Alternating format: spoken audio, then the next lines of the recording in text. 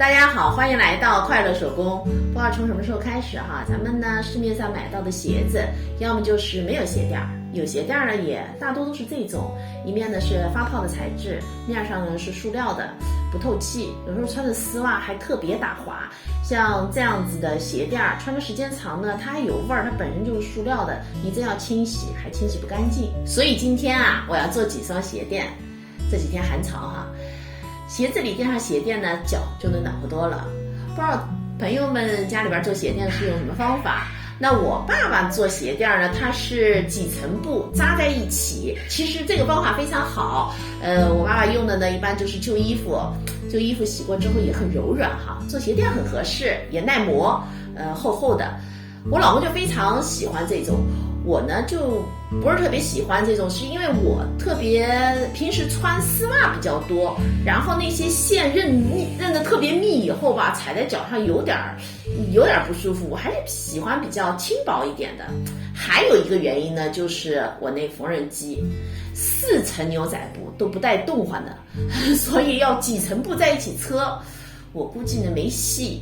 所以我想来想去呢，我就想到了我这180克铺棉了。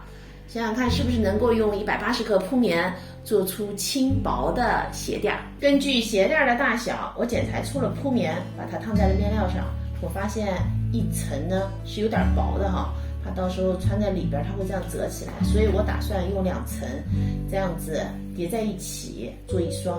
中间呢我用这个布用双面胶把它粘在一起。现在呢我把2份材料粘合在一起了。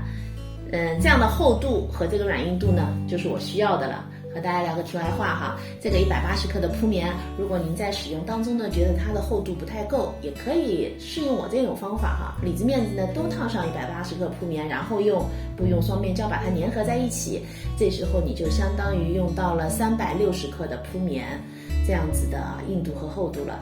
然后不牢靠的话呢，你可以把它扔上线，这样子呢就更硬挺了。接下来呢就简单了，我们把鞋垫包上一圈边，我们的鞋垫呢就制作完成了。我还做了一双带毛毛的哈，这双我打算给我妈一天到晚的脚都不带热的。这期视频内容呢就是这些了，感谢您啊花宝贵的时间来看我的视频，记得要帮我点赞哦，咱们下期再见。